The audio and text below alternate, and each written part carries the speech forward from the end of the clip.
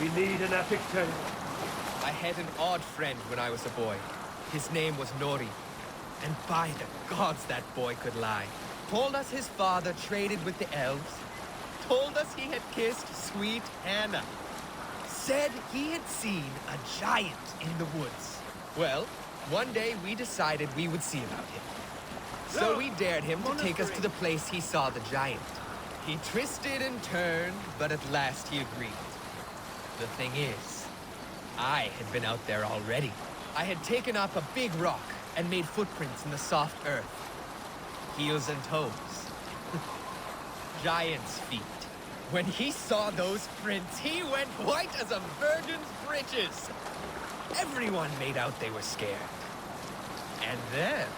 Who's that walking through my wood? I howled from the trees, and I thrashed the branches all around. Nori screamed like a maiden and took to his heels. By the smell of it, he emptied his arse on the way. He told us afterwards he knew it was a trick, but he never did go near those woods again.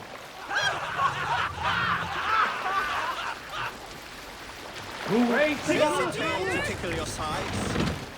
Winter before, I was drinking in Stavanger with some companions. With us in the mead hall were men of Bard Jarl's clan, one of which was a poet named Halli, called Sarcastic Halli by most.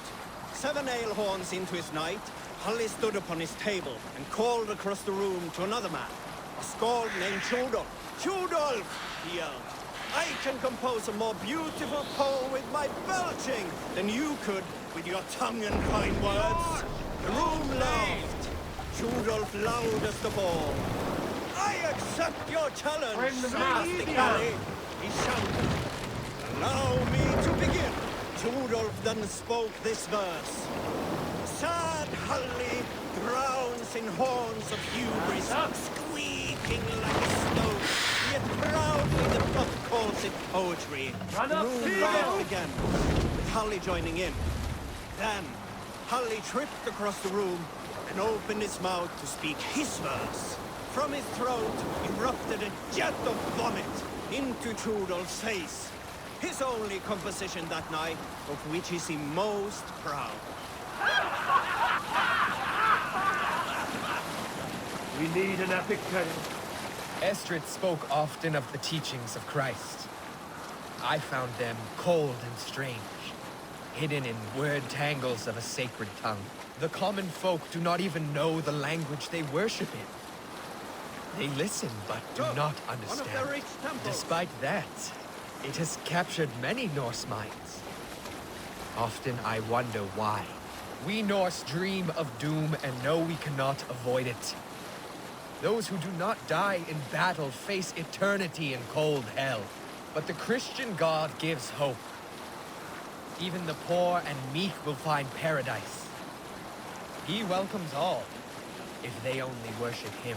Has Christ captured you? Estrid asked me once as we lay together in bed. But Christ is a God of peace, ill-suited to my nature. Odin is my guiding light.